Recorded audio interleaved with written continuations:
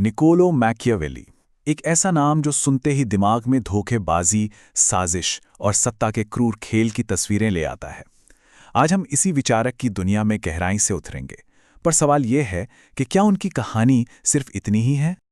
जी हाँ, पिछले 500 सालों से उनका नाम एकदम बेरहम, कुटिल राजनीति से जुड़ा हुआ है। लेकिन क्या ये सचमुच पूरी कहानी है या फिर इसमें और भी कुछ है? तो चलिए सबसे पहले उस सबसे बड़े मिथक को ही तोड़ते हैं। मतलब ये जो धारणा बनी हुई है कि मैकियावेली बस एक ऐसे गुरु थे जो बुराई का पाठ पढ़ाते थे, जिन्होंने राजाओं महाराजाओं को सिखाया कि कैसे अपने दुश्मनों को कुचला जाए और उन्हें धोखा दिया जाए। यही वो सोच है कि अगर मकसद बड़ा हो तो उसे हासिल करने का रास्ता चाहे जैसा भी हो, कोई फर्क नहीं पड़ता, सब जायज है। यही मैकियावेलियन सोच की पहचान बन गया है। लेकिन इस सोच को समझने के लिए हमें पहले उस इंसान और उसके दौर को समझना होगा। देखिए, मैकियावेली के विचार कहीं हवा में पैदा नहीं हुए। वो गढ़े गए थे 15वीं सदी के इटली की आग में। वो एक ऐसा दौर था जब एक तरफ तो संस्कृति और कला का जबरदस्त विकास हो रहा था, लेकिन दूसरी तरफ उतनी ही क्रूर राजनीतिक उथल-पुथल भी मची हुई थी। उनकी अपनी जिंदगी भी किसी ड्रामा से कम नहीं थी। एक डिप्लोमेट के तौर पर वो सत्ता की सीढ़ियां बहुत तेजी से चढ़े और फिर उतनी ही तेजी से उनका पतन भी हुआ। इतना क्रूर पतन कि उन्हें देश निकाला दे दिया गया। और शायद इसी अकेलेपन ने उन्हें वो वक्त और नजरिया दिया जिससे वो अपनी सबसे मशहूर किताबें लिख पाए। तो माहौल कुछ ऐसा था। पूरा इटली छोटे छोटे आपस में लड़ते हुए राज्यों में बटा हुआ था। लगातार अंदरूनी लड़ाइयां, बाहर से फ्रांस, स्पेन जैसे देशों के हमले, मतलब चारों तरफ बस खेओस और अस्थिरता थी। ऐसे में किसी भी राज्य का पहला मकसद बड़ी बड़ी आदर्शवादी बातें करना नहीं, बल्कि बस किसी तरह अपना वजूद बचाए रखना था। और अपने डिप्लोमैटिक करियर के दौरान उन्होंने अपनी आंखों से देखा कि पावर असल में काम कैसे करती है। खासकर जब उन्होंने सेजारे बोर्जिया जैसे ताकतवर और बेरहम लीडर को देखा। बोर्जिया एक ऐसा इंसान था जो अपने मकसद को पूरा करने के लिए धोखा, क्रूरता, किसी भी हद तक जाने में एक पल भी नहीं हिचकिचाता था। तो जब उन्हें देश निकाला मिला, तब उन्होंने एक किताब लिखी। ये एक तरह से एक प्रैक्टिकल हैंडबुक थी, एक गाइड बुक, उन शासकों के लिए जो एक बिखरे हुए राज्य को फिर से जोड़ना चाहते थे। और मजे की बात देखिए, उन्होंने ये किताब उसी मेडिसी परिवार को समर्पित की जिसने उन्हें सत्ता से बेदखल किया था। इस किताब में उन्होंने सबसे पहले एक लीडर के लिए एक बहुत जरूरी क्वालिटी बताई, वर्च्यू। वर्च्यू का मतलब है एक लीडर का अपना हुनर, उसकी काबिलियत और सही मौके को पहचानकर उसे अपने फायदे के लिए इस्तेमाल करने की क्षमता। मतलब हालात को अपने पक्ष में मोड़ने का आर्ट। लेकिन एक लीडर के पास सिर्फ अपना हुनर यानी विर्च्यू ही नहीं होता, उसे एक और चीज से जूझना पड़ता है, और वो है फॉर्चूना। फॉर्चूना मतलब किस्मत या भाग्य, वो सारी चीजें जो एक लीडर के कंट्रोल से बाहर हैं। जैसे कोई कुदरती आफत आ जाए या कुछ ऐसा हो जाए जिसकी किसी ने उम्मीद ही ना की हो।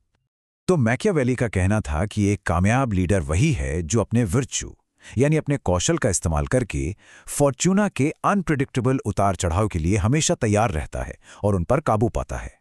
ये एक तरह की जंग है आपके कंट्रोल और किस्मत के बीच। और इसी से जुड़ा है मैकियावेली का वो सबसे मशहूर और शायद सबसे ज्यादा विवादास्पद सवाल।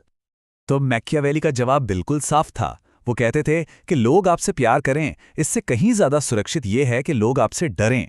क्यों? क्योंकि प्यार तो बड़ा चंचल होता है, आज है कल नहीं, लेकिन सजा का डर वो हमेशा बना रहता है, और ये लोगों को कंट्रोल में रखने का कहीं ज्यादा भरोसेमंद तरीका है। लेकिन इसमें एक बहुत जरूरी पेंच है। मैकियावेली ने साफ साफ चेतावनी दी कि डर को कभी भी नफरत में नहीं बदलना चाहिए, क्योंकि डर लोगों को काबू में रखता है, पर नफरत तो सिर्फ बगावत को जन्म देती है, और यही बगावत किसी भी शासक के पतन का कारण बन सकती है। लेकिन अगर हम सिर्फ द प्रिंस को ही मैकियावेली की पूरी सोच मान लें तो ये बहुत बड़ी गलती होगी। ये तो कहानी का सिर्फ एक हिस्सा है। उनकी एक और जबरदस्त किताब है डिस्कोर्सेज ऑन लीवी, और इसमें उन्होंने एक स्थिर और लंबे समय तक चलने वाले राज्य के लिए बिल्कुल अलग ही नजरिया पेश किया है। यहां पर राज्य की सफलता का राज किसी एक राजकुमार के हाथ में नहीं था, बल्कि वो था नागरिक गुण में।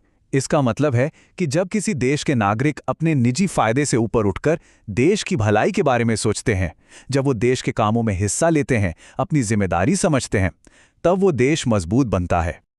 इसके लिए उन्होंने प्राचीन रोमन रिपब्लिक को एक मॉडल के तौर पर देखा।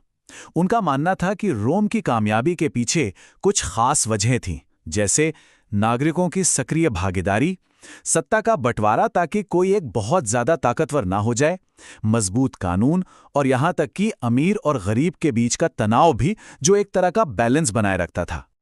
तो अब सवाल ये उठता है कि एक ही इंसान, एक ही मैकियावेली एक तरफ एक बेरहम राजकुमार की वकालत कैसे कर सकता है और दूसरी तरफ एक आजाद गणराज्य की? इसका जवाब छिपा है उनकी सोच के केंद्र में, जो है यथार्थवाद, यानी पॉलिटिकल रियलिज्म। देखिए, मैकियावेली का मानना था कि हर हालात का एक ही इलाज नहीं हो सकता। उन्होंने अलग अलग सिचुएशंस के लिए अलग अलग समाधान दिए। जब देश में संकट हो, केओस हो, तब एक मजबूत शासक की जरूरत होती है, और जब हालात स्थिर हों तब एक गणराज्य सबसे अच्छा काम करता है। उनकी पूरी पॉलिटिकल फिलॉसफी इंसान के स्वभाव की एक बहुत ही प्रैक्टिकल, भले ही थोड़ी निराशावादी समझ पर टिकी है। उनका मानना था कि इंसान असल में स्वार्थी, एहसान फरामोश और सत्ता का भूखा होता है।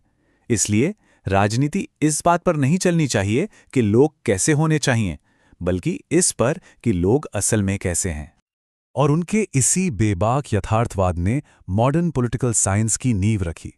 सदियों से थॉमस हॉब्स से लेकर रूसो और नीचे जैसे बड़े बड़े विचारकों और यहां तक कि विंस्टन चर्चिल जैसे मॉडर्न लीडर्स पर भी उनके विचारों का गहरा असर पड़ा है।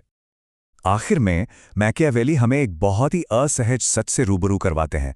वो हमें सिखाते हैं कि राजनीति और लीडरशिप की दुनिया में कुछ भी ब्लैक एंड व्हाइट नहीं होता। सब कुछ नैतिक रूप से ग्रे एरिया में होता है। जो एक देश को बचाने के लिए जरूरी है वो हो सकता है कि नैतिक रूप से सही न हो। और यहीं पर वो हमें उस एक सवाल के साथ छोड़ जाते हैं जो हमेशा जिंदा रहेगा। एक ऐसी दुविधा जो आज के कॉरपोरेट बोर्डरूम से लेकर सरकारों तक में उतनी ही मौजूद है जितनी 15वीं सदी के फ्लोरेंस में थी। क्या मकसद हासिल करने के लिए अपनाया गया हर रास्ता जायज है?